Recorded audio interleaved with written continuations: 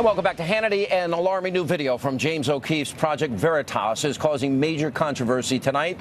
As we stated earlier, Fox News Channel has not yet independently verified the contents of what's seen in the tape, but it appears to show very clearly Democratic operatives explaining how they intentionally incite violence at Donald Trump rallies. Here's another example. There's a script. Okay. There's a script of engagement. Sometimes the crazies bite, and sometimes the crazies don't bite. They're starting confrontations in the line, right? They're not starting confrontations volunteers. in the rally, because once they're inside the rally, they're under Secret Service's control. When they're outside the rally, they're more effective out. They're harder to get in. The media will cover it no matter where it happens. I assume it's always in the rally. Initiating the conflict by having leading conversations with people who are naturally psychotic. Right. Okay, I mean, honestly, it is not hard to get some of these to pop off. Right. It's a matter of showing up to want to get into the rally in a Planned Parenthood t-shirt. Or, you know, Trump is a Nazi. You know, you can message to draw them out and draw them to punch you. All right, joining us now, editor-in-chief of Life Zet, Fox News contributor, nationally syndicated radio host Laura Ingraham. You know, here's what's fascinating about this to me, Laura, is, you know, they're bragging about a grand scheme. They talk about all the connections that they have to the Clinton campaign, even the White House and the DNC, to orchestrate a lie, a narrative, propaganda to the American people that Trump people are like this. And they've been doing it the whole campaign season. Right. And now they got caught. What if Republicans did this? Oh, no. I mean, if a Hillary Clinton campaign office had been firebombed, it would have led every newscast, and every Donald Trump supporter would have been tarred with the action, okay? But, you know, when that happened over the weekend, it was basically brushed aside by the media as a one-off.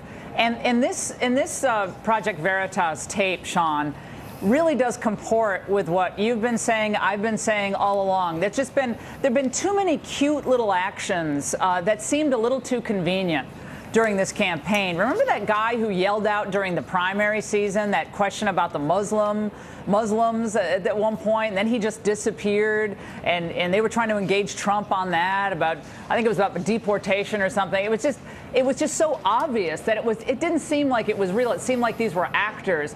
Remember, Hillary Clinton had that little girl ask her the question at the event last week or the week before. It turns out the question was scripted by her parent, who himself had a connection to state government in Pennsylvania. So a lot of this stuff is fraudulent, and a lot of this stuff is orchestrated, and it's propaganda. And it is exactly what Hillary's record is: fraudulent, filled with propaganda, filled with lies, filled with media, amplifications, and it goes along with the entire campaign's outlook, frankly. It doesn't surprise me one bit. This is right out of Rules for Radicals. This is Saul Alinsky.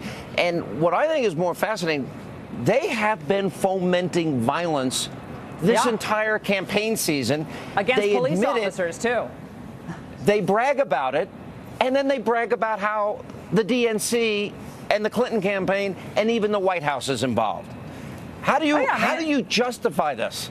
Well, again, they don't think they have to justify it, Sean, just like what Hillary says in response to the private server. She bats away these questions like they're pesky little mosquitoes, and then she gets back on her message. Oh, no, that's not what Director Comey said. I think he actually confirmed what I said, in her question and answer with reporters or on Capitol Hill.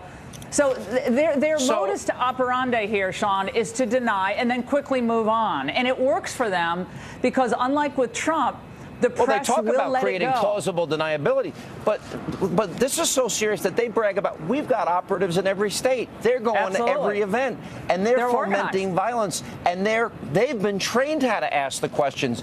You know, they even admitted they're responsible for Chicago. There was that 69-year-old woman, apparently they claim was an operative, and they get people in line at 6 a.m. so that they're in the front, so that the media hears their question, and the media buys it hook, line, and sinker.